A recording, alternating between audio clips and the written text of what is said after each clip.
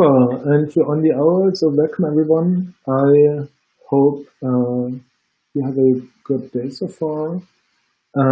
Today I want to talk about subqueries in Neo4j 4.1. And so I switched to Restream for streaming today completely because OBS is killing my Mac, and proper audio setups are the bane of my existence. So I spent some time this morning trying to get audio to run on my Mac, on my Linux machine. So I hope the latency and things are not a big problem for you.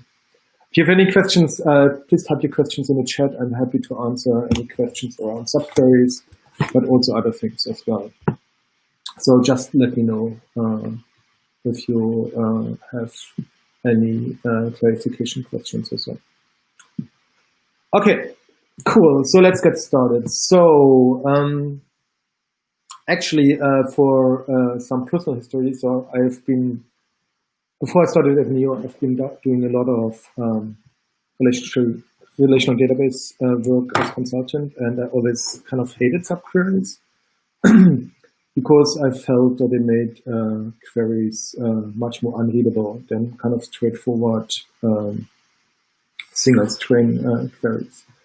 That's why in Neo4j we usually, and I usually, prefer to have the with operator that kind of creates a chain of query parts that are chained together like a Unix pipe command as such. So just say hello.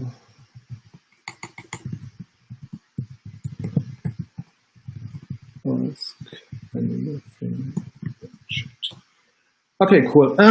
So we want to get started. I just started the Neo4j 4.1 instance, this time without desktop or anything, so to just save some memory on the Mac. So let's just create a movie graph. This will be our example today because it's built-in and simple, so you can also run along. And as I said, usually I prefer to have like linear query statements, so you would basically say something. If I want to have the top, the movies of the top prolific actors, to say so, I would say I want to find people that have acted in a movie.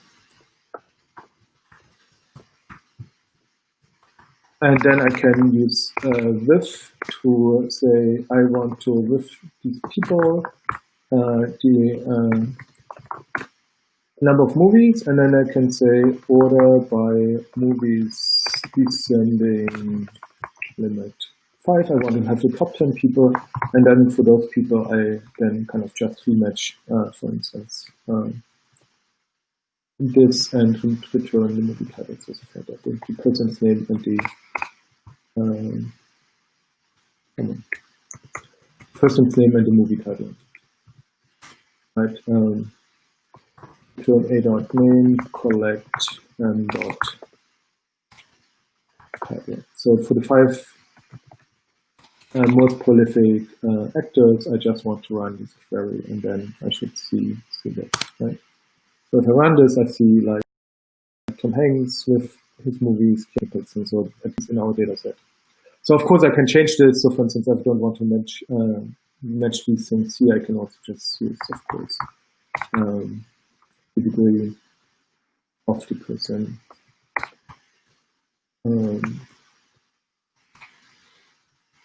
Which then just treats the degree from the node, right? It's 130 minutes. So it's basically the same. Well, as I said, I usually like these linear statements. So there's 2 cases where subqueries are interesting or make sense. One is if you want to do a more complex query like a union, and you want to post-process union results. So that's been a much requested feature in Neo4j, and people always wanted to do this. So if I, for instance, do a match movie, return count star as type, comma count star as count, and then union all, and I want to do the same for actors, person. So this is a really simple union query. Of course, usually they would be much more complicated. So you could always do this in Cypher, right? So you have a union query, that each query is basically an independent query which is executed independently.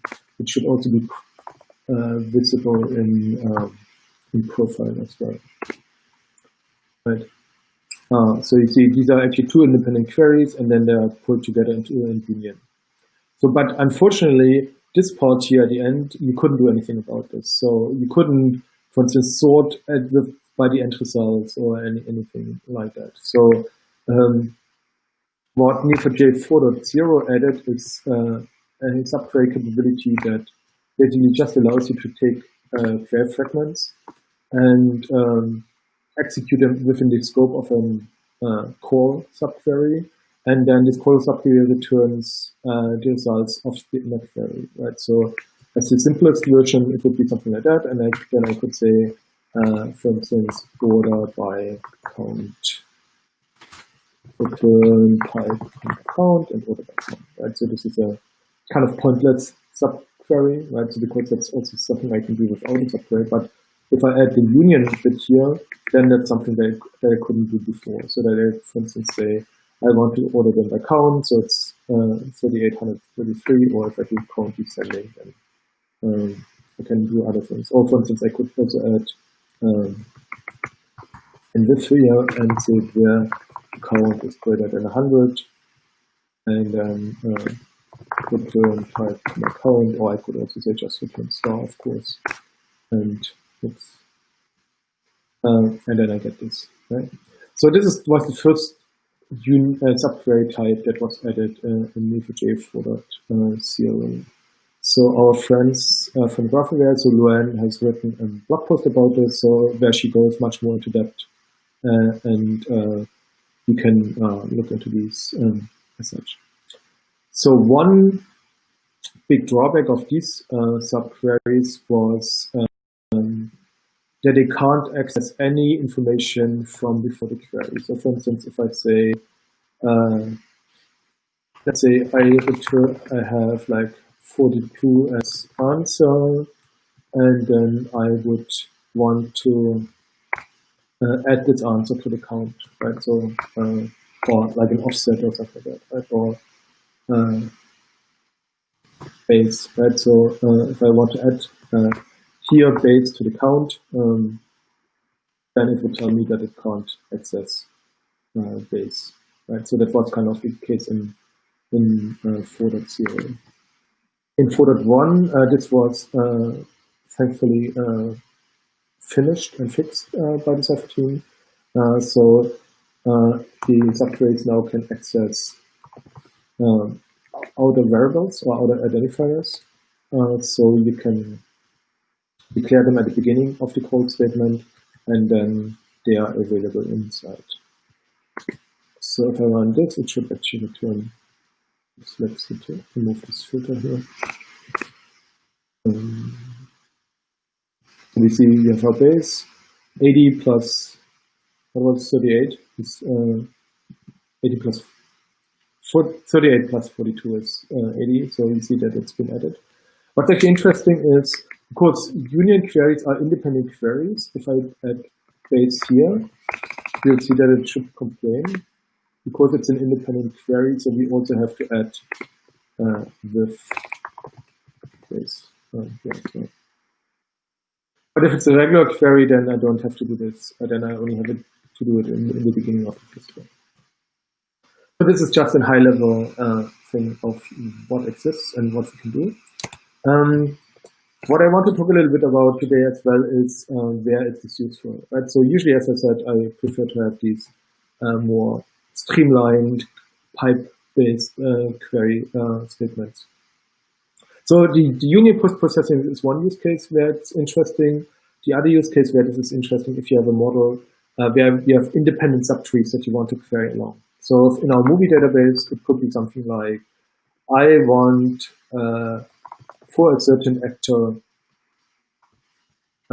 let's say name Tom Hanks, I want to see their movies.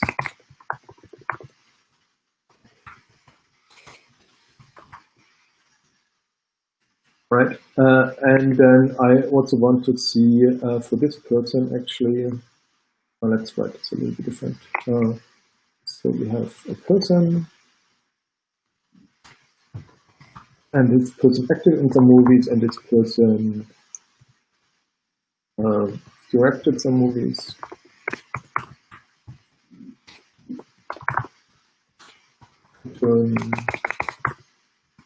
A dot name collect title as acted in collect and to dot title as directed. Okay, profile query. Let's see. Yeah. So you see, it finds. Oh, let's create constraint on key person as Peter. Oh. Okay, let's rerun this twice. So it should be no file. Let's see first. Yeah. So if you expand these, no. Run. Interesting. Why doesn't it expand this? Let's try this again. Oh yeah. So we find our first person node, then we do an expand to the directed queries, to the directed movies. So Tom Hanks in our case directed only one. So let's see if we can take someone else like Clint Eastwood.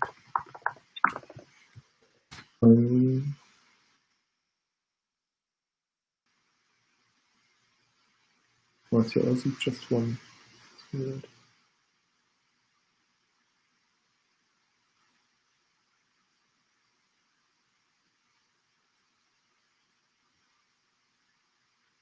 This seems to be interesting.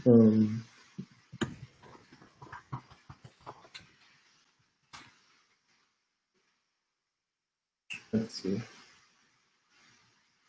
So I think the query plan is not telling the full truth here, because all of these should have more than one row, of course. Right? So let's see if we use Cypher shell.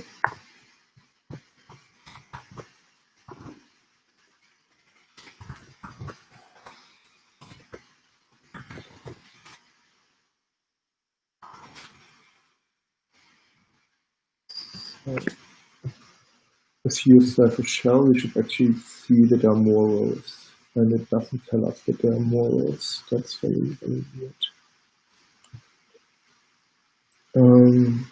So I'll have to check with the Cypher team why it's not showing more rows here. So it should definitely have more rows for each of those expands, right? So because as you can see in the results, oh, there's only unforbidden. Oh, sorry. Let's see, Tom Hanks.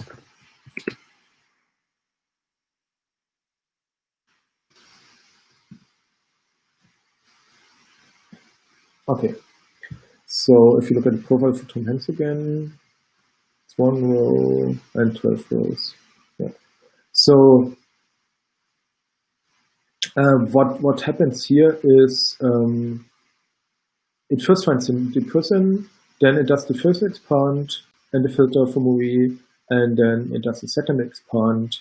So you basically multiply the cardinalities of the first times the second, right? So if we had Tom Hanks acting in or having directed another movie, let's take some random movie.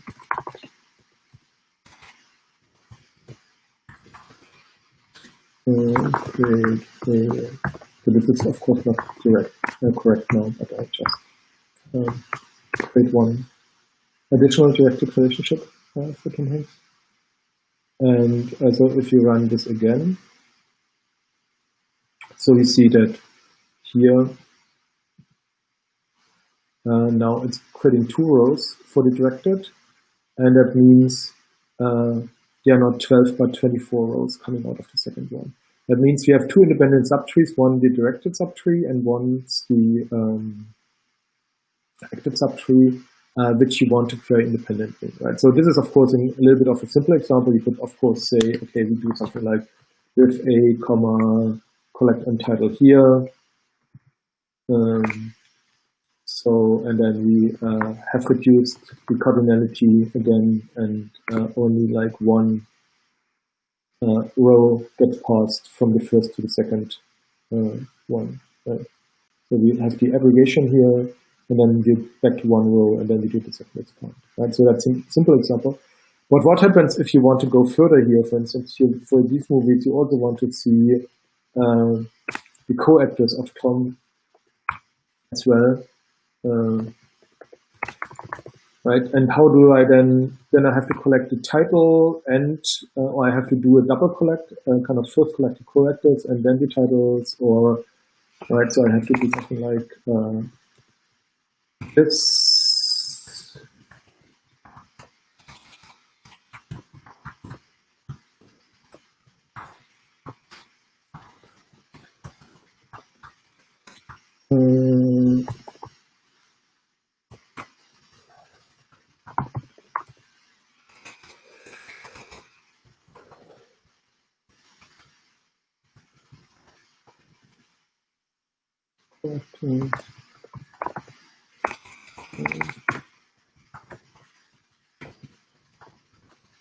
You see it gets really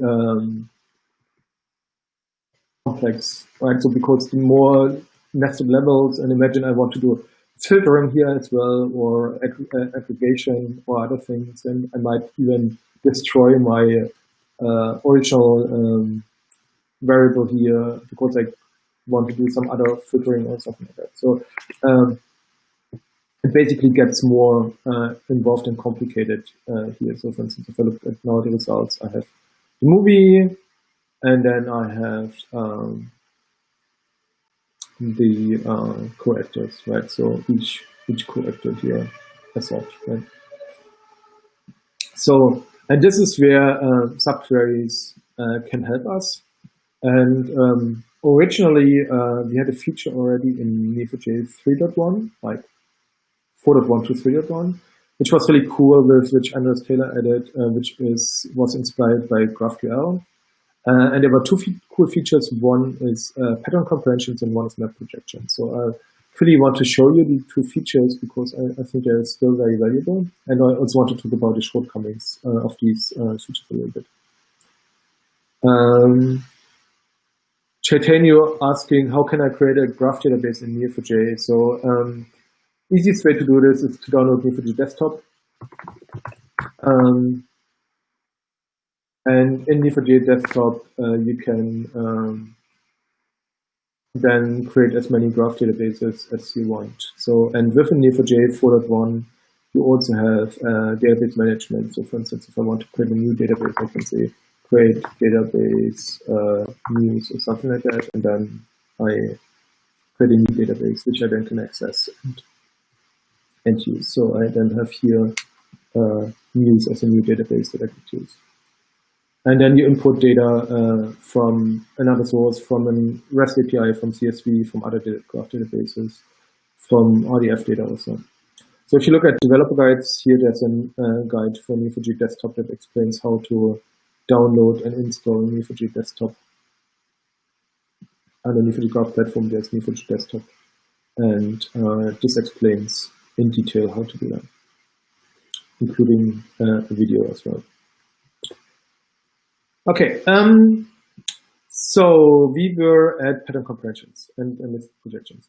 So if you use this simple example here, that we want to have just a person and their movies, right? And usually we would say collect A, a.name, comma, collect m as active. Right. So let's remove this. But if you have multiple of these, and let's go back to our previous example. This one here.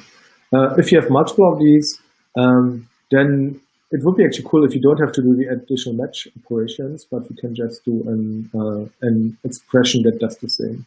And this is where pattern comprehensions come in. So a pattern comprehension is basically an expression that allows you to do a pattern match and then do something with the results of this pattern match. So it also allows you to introduce new identifiers and filter them and so on.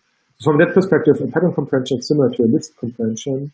So list comprehensions in all kind of programming languages and in Neo4j is quite useful. So if I have numbers from 1 to 10,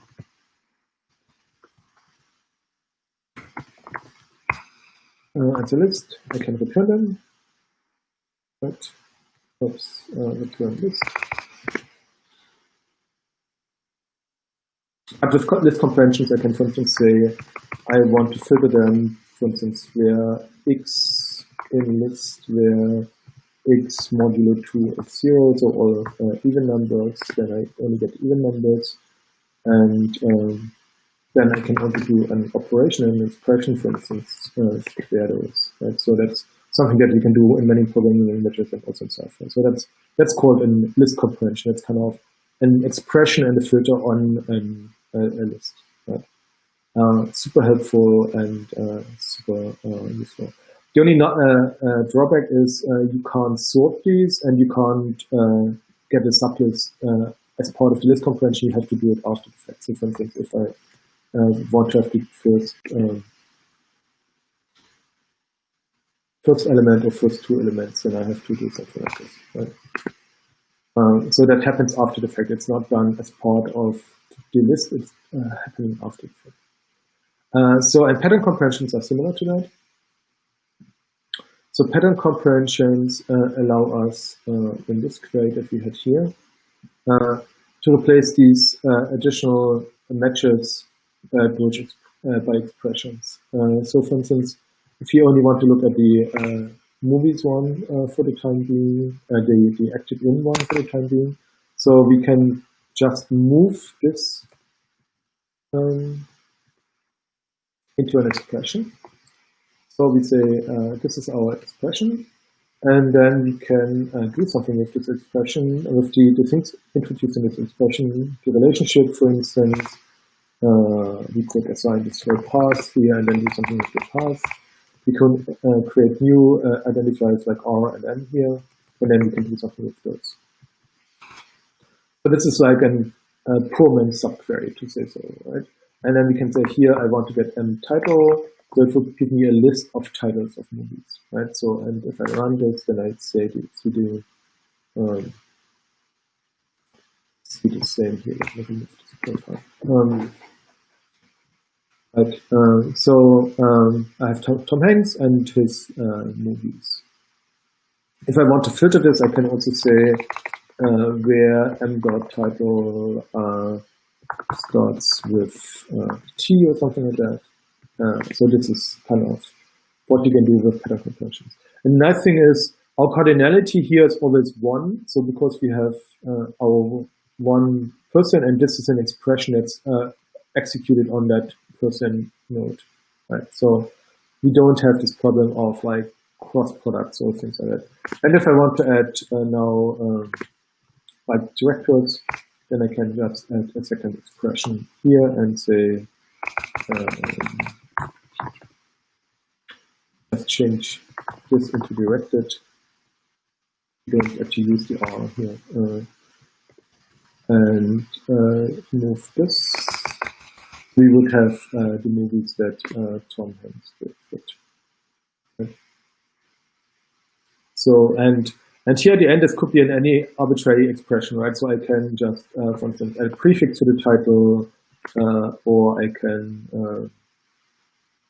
create a map or a list or something like that. So for instance, if I was to return the role and the movie name. So I would say, for instance, roles, it's ordered roles, and movies under title, and then I have a map of these.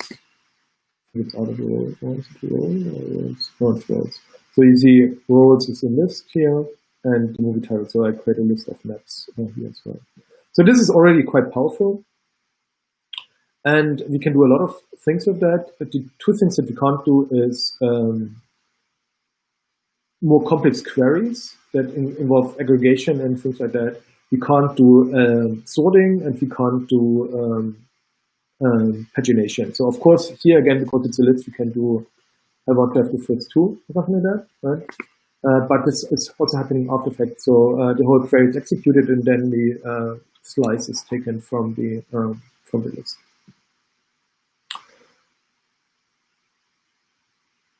So this is one thing that was added in 3.1. The other thing that is really cool that I just want to mention because I like it is map projections. There you can say, I want to take this person and I want to return its name and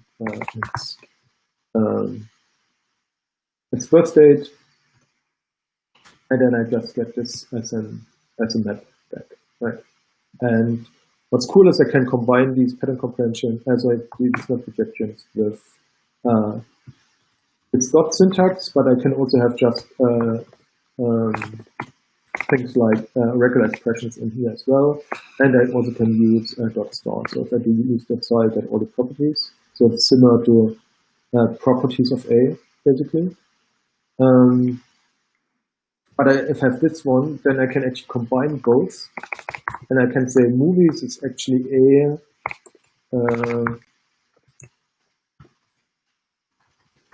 Did in M, and then M the title.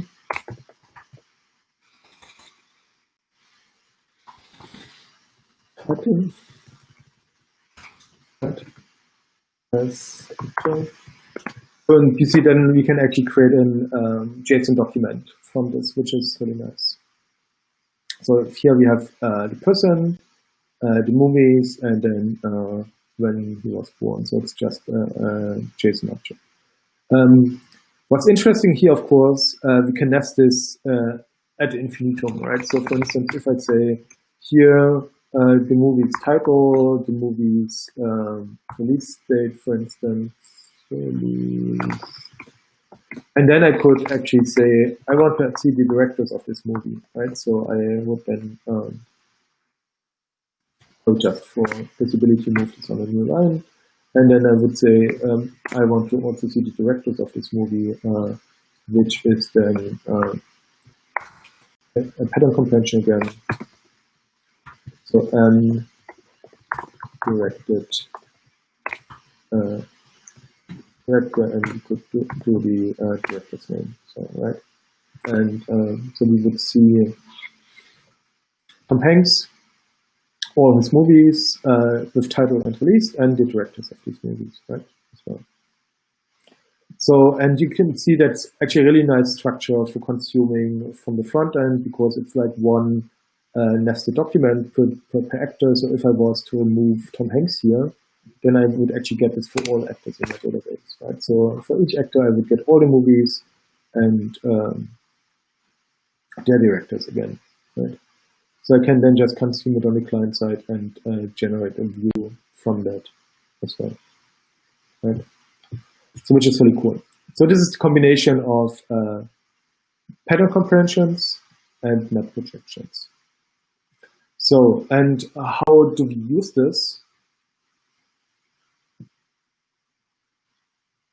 How do you use this? So one example where to use this is in object graph mappers.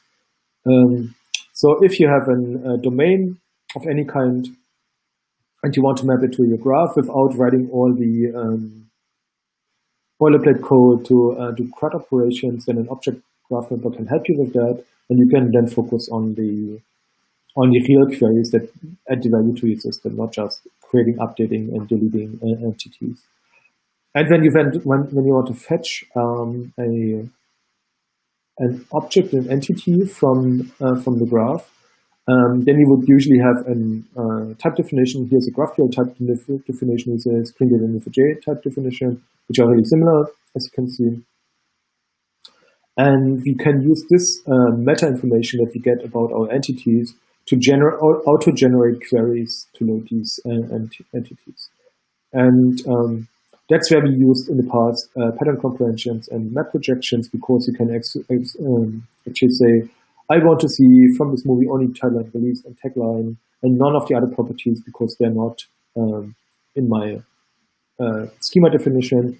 And I also want to fetch, for instance, the actors or the directors of this movie. And that's where we use these things. So either you could, the one way was like doing optional matches and collect that I showed you before, which is kind of cumbersome and gets really, really complicated if you go beyond one level. Or you use pattern comprehensions, right? So that's a use case where we use both pattern comprehensions and map projections, which then really nicely combines the two. So I'll also add these blog posts to the video as well. And this is actually something where we started with pattern comprehensions and map projections, but we reached two limits, the two limits that I already mentioned. One was sorting and one was pagination. For pagination, we could help ourselves by saying we only apply the pagination here after the fact. So we could, for instance, say we only do like two movies per person, right? So not more than one, more than two, just two movies. So you see one movie, two movies done, one movie, two movies done, right? So it's something we can do, but the pattern comprehension is actually executed completely, and then it only picks the first two elements. So if I look at profile here, then I should see, so this is handled internally, and it then does and slice on top of that, right? So that's not so helpful. And sorting was not possible at all, and you needed to use apox sort functions to do sorting. So sub-sorting on the, for instance, if I want to sort the movies by title inside of the pattern comprehension. So and this is where subqueries can allow us to do better. So if you were to take this query and rewrite the simple version and then the more complex version, so let's see. If we take the simple version and want to rewrite this into a subquery, what we would do is the following. We would change this to call. Then we want to use the actor, so we say with A, and then we do our match here. So we find the movies. And then we can say we return a dot. Well, we would do it like this.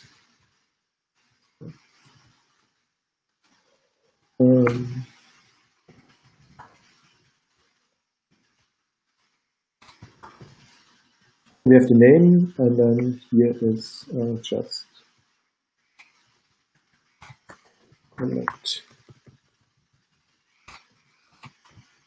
And that title. Right, so we basically pull the pattern comprehension into the subquery, and then can do it like this. Right? So that means if I run this and I didn't do something wrong, it should give us the same result. Right? But the nice thing is now that in this query we can do much more complex operations. So for instance, we can say order by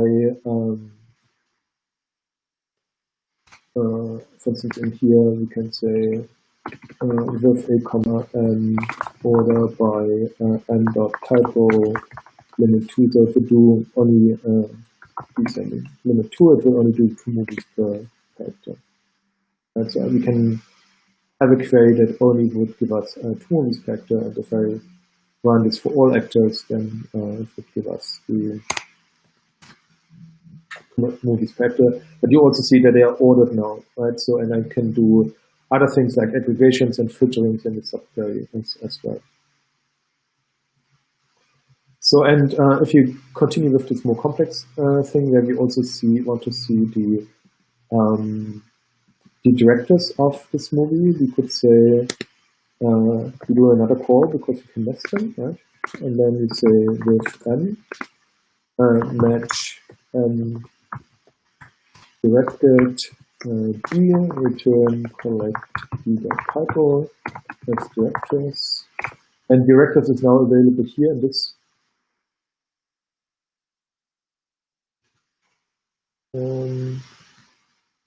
Actually, only need to do it here after we ordered them and got the first two, because then we only have to do this twice. And now we have the directors for each movie available, and we can just add them here as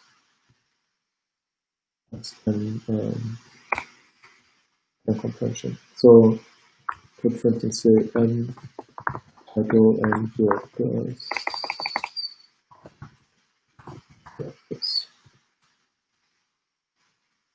And so because directors becomes available now in the outer query here, and so we can use it here directly. So we have we do first our match for the movie, and when we have the movie, then we can do the second order. So it's like one level down and then a second level down. So it's more like a recursion almost. It's not really recursion, it's like a nested tree. Right? So, and then if you wanted to do something with these actors, we could actually do these things as well. So if I run this, hopefully this works. Let's see. Yeah. So we see Keanu Reeves. Replacement, we don't have directors because I direct. Interesting. Why don't we have? Oh, d.title is of course not existing because it's d.name, because people have names. Right? So my bad. So now we see the directors of our two movies. Right?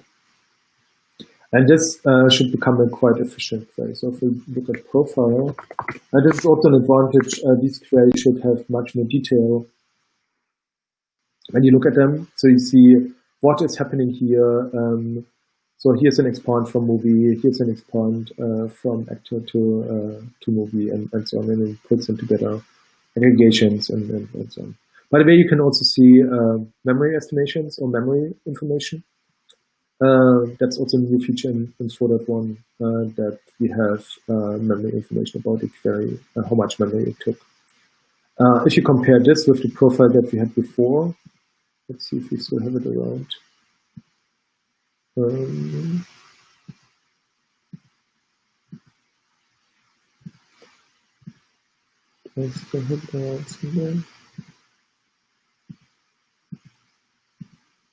Yeah, here. So you see this one? No.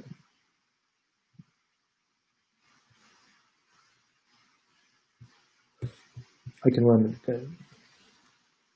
By the way, I will also make the history of this session available. Let me just quickly download it as a text file. So you can export your history, history as a text file, which then has semicolon separated queries for these.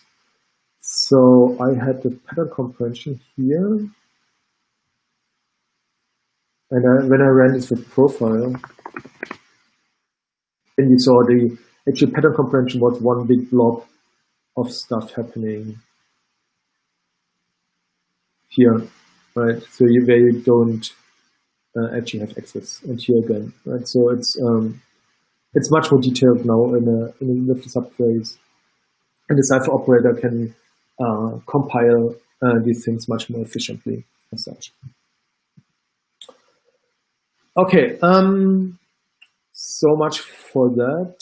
Any questions so far? I know this was pretty quick. and a lot of more involved stuff, but you can always rewatch the video later. It will be on YouTube, and we have a Twitch catch-up playlist and 4.1 playlist, so you can look into it there as well. Tanya, we have quite a lot of videos on YouTube, so if you go to youtube.com Neo4j or Neo4j playlists, there is an intro to Neo4j playlist, which has a lot of good intro videos as such available.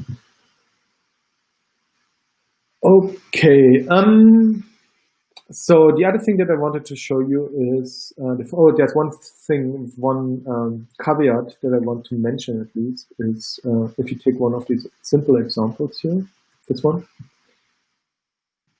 So for instance, if I just return collect and title as movies, and actor a.name, movies, right? So if I just return something simple, then it should be just the actor name and the list of movie titles. Right? So the problem is, if I return something that already exists in the outer query, right? So if I, for instance, return movies as, imagine we had another variable here that said or as movies. Then we can't actually return movies because it already exists on the outside.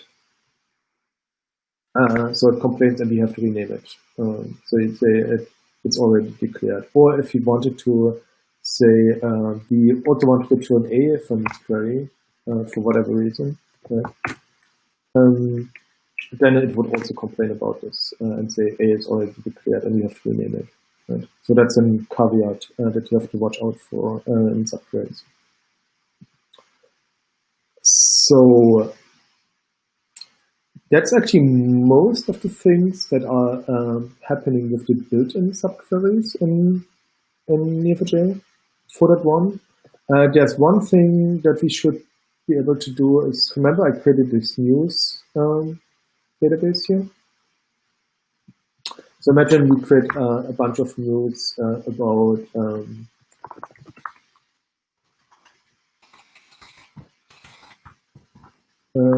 Tom Hanks or so, right? Hanks, and then report, and then we just have news. For instance, text.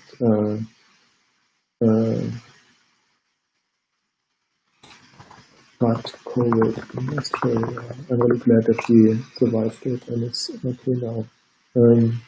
So this is in our news database, and we have the other database, our movies database. So for instance, if you wanted to see, if you're in our movies database and we find Tom Hanks here, and we want to actually access the news database, then we can do one subquery. You can do an use news and then match person name equals a.name, and then I can access the news for this person and return news.text. And it's an interesting question. Can I actually return something without aliases? I don't think so. It probably tells me that I have to alias it. Oh, I forgot, of course, to say with a. Yeah, is that correct? The variable n is not. Actually interesting. Can I do this?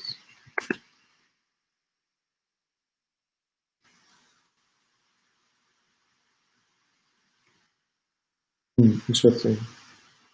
It tells me I can't do this here.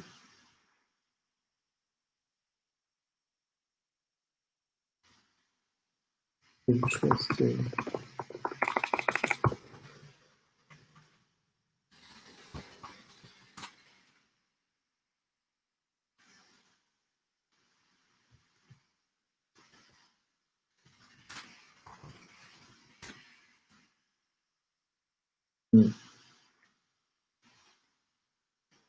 Okay, so this didn't work how I wanted to demo, but it already told us about a thing called Fabric database, and that was the last thing that I wanted to show you. So Neo4j 4.0 got a new feature called Neo4j Fabric or Database Router, which allows us to split databases in multiple parts or shards as such. And what we can do in the Fabric database is we can take these different shards and use them in a single query. So from a Fabric database, we can also use multiple databases from a single query. And that's also where subqueries come into play. So I have to take my database and set a Fabric database name. So that's something that I could do and restart my database. So I'll just stop this very quick. And then I can edit the config file here and just add the Fabric database. I could call it Fabric, so it's more of this. Or I just call it Fabric. So, and then after we started our database again, all our embedded databases that we created in the system here should be automatically available in Fabric. If I have external databases that live somewhere else, I have to define them as such, right? So we would, because we don't have external databases, we don't have clusters of shards and stuff like that, we just have local databases. We don't need to do any adjust bits. So for instance, now, if I take my browser again, so database should be started. Yep. And if I run this whole thing on the Fabric database, so actually I should see. I should hopefully see now the Fabric database as well.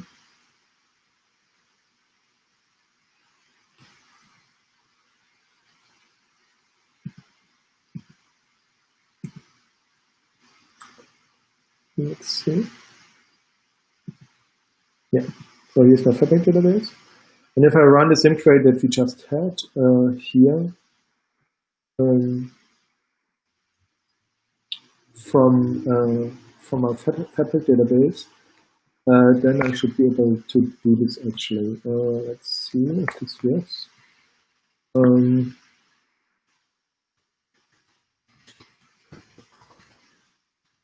Not 100% sure on the order. Could also be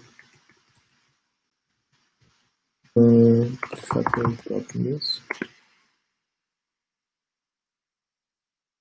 Concurrency is greater than 0, but was 0. This is a weird error. Let's see what our shell.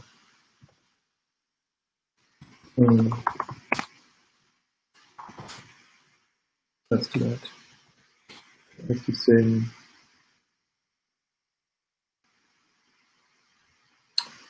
That's a good question. So that's something that I have to figure out. Anyhow, so I guess the Fabric demo needs to wait until I sorted out this this issue here. So anything else with subqueries? Of course, I showed that you can nest them. Let me just go back to the movies database. I showed you that we can nest these calls, right? As we had here, where we had two calls within each other, right? One call did another call. But of course, we can also do things that are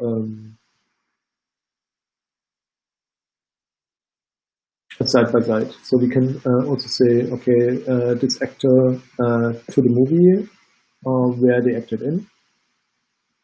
So we just get the movie titles here, for instance.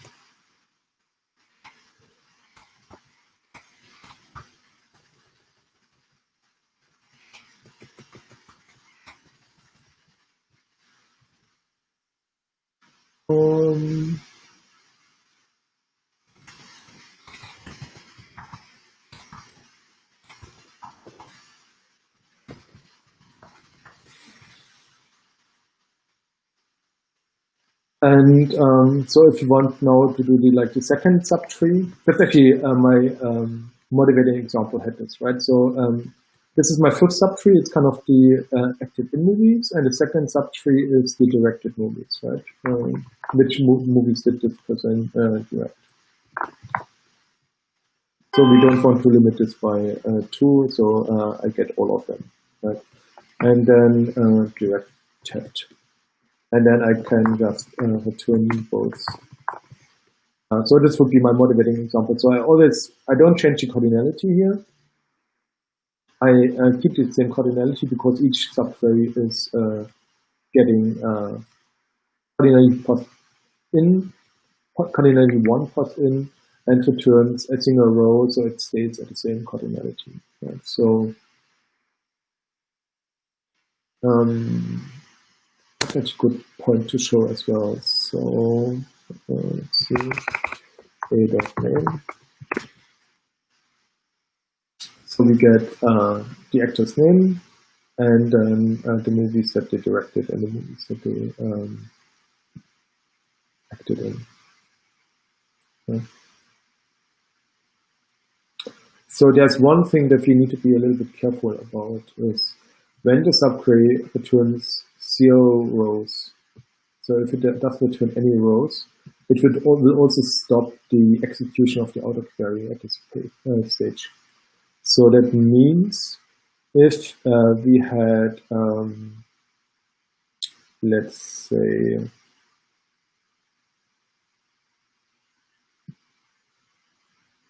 if we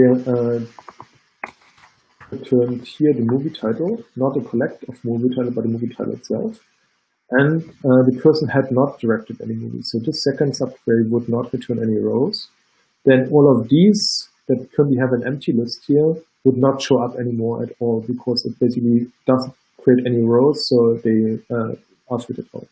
So if I collect directed here, then I think at least these should not show up anymore. Oops. Oh yeah, so now I only have 2 directors and some people that were actors and directors, right? So all the other ones don't show up anymore. So that's something to be careful about. So it's better to then either do an optional match, then this is actually null, right? So this would help. So we would see here the null is not aggregated, so we have the same result as before. But that's something that might be also a little bit of a pitfall that you need to be aware of. That when a subquery does not return any rows, then it's discards the whole execution row of the query itself as well. And in closing, there's one other kind of subqueries that I wanted to show you, which is the existential subqueries. So these queries that we had, subqueries that we had so far, always created data, right? So they return a stream of data, either 1 or 0 or many rows. Or if you did an aggregation in here, then it collected the data into a list or collection. But there's also a subquery that can give us information about a predicate. So we can also say where exists, and then we can say I want to have all the people that have directed a movie, right? So either I can write something like this, I think at least, or I think perhaps I need to image in front of it. Oh, this actually works. But if I want to do more complex things, I can also do a match here. This should also work. And I can do a where here, where m.title contains an A or something like that. Yeah.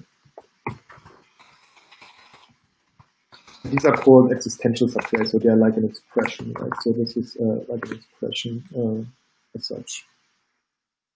So I can see these. So these are all the directors that have an MA in their movies.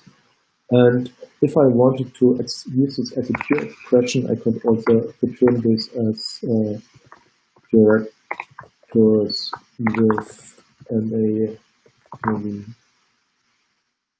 Right? And I would have a true false here in this column. Oops.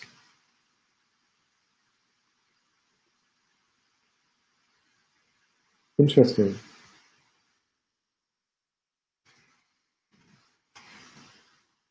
Interesting. Wait. Okay. So this does not seem to work, so I have to talk to my colleagues. But what we can do is we can, of course, also use an exists expression which would then at least allow us to do something like this.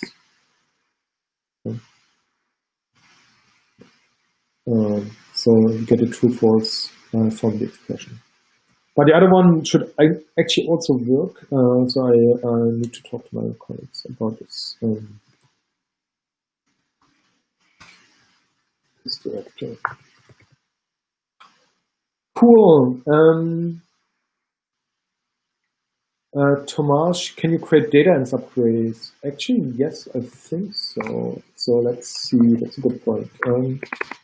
Thank you for asking that. So I just use my person, and then I create an, let's say, a sibling of that person. So I create an A sibling B person name sibling of A.name, something like that. Right? So let's see what happens here. Again, A, comma, B. So let's first try without the return. What happens here? I think it probably complains that it needs a return.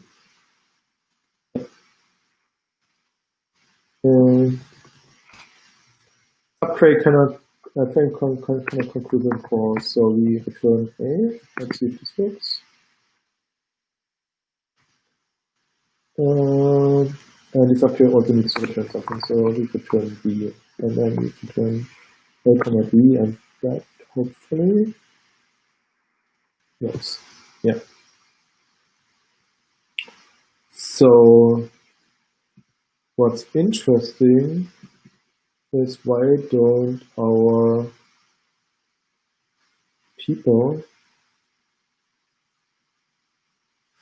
have properties anymore?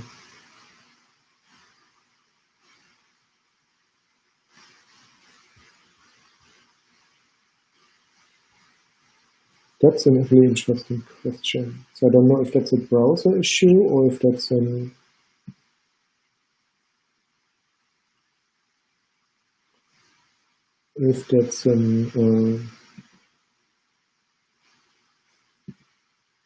subquery issue.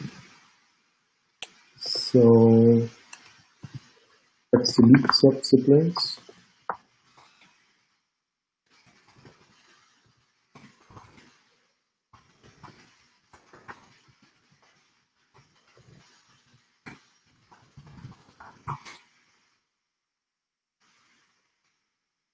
So all the siblings should be gone now. And if I run this inside for shell, and use network.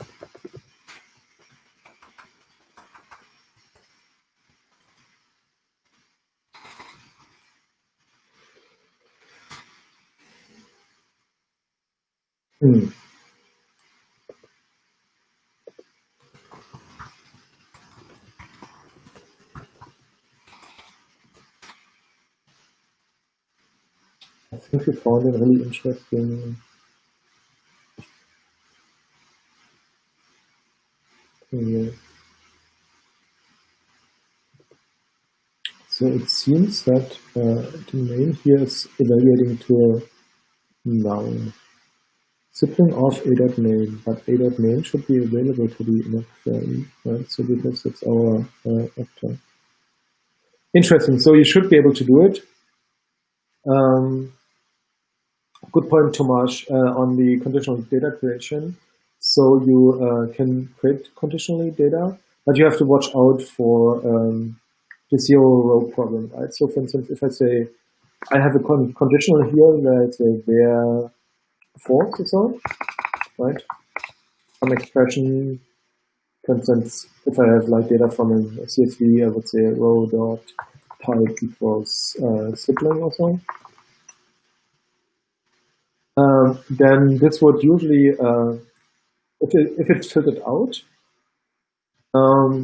then this would return 0 rows. So that means the following statement would not be executed. But if you return count star or something like that, then it should actually work. Right? So you have to watch out that your create statements need to return possibly an aggregation like count star or collect that always creates a row no matter if it created data or not, which also helps you with getting cardinality down again, just in case you create multiple cardinalities inside of the statement as such. But that's a really good point as well. Cool, that's it from me today. I hope this was helpful and gave you some insight into subqueries. I'm gonna write most of this up into an article as well, so you should be able to read up about it, and I'll also put a video on YouTube, so you can watch it later again and pause in between and try things out. I'll also share the history file that I created here. Let's do another one. So you can then use that as well. Cool. That's it. Any other remaining questions from anyone? Otherwise, I would close for today. Cool. Thank you so much. I really enjoyed this, and we even found some bugs, which is cool. Which is always cool. Take care, everyone. Have a good day. Bye.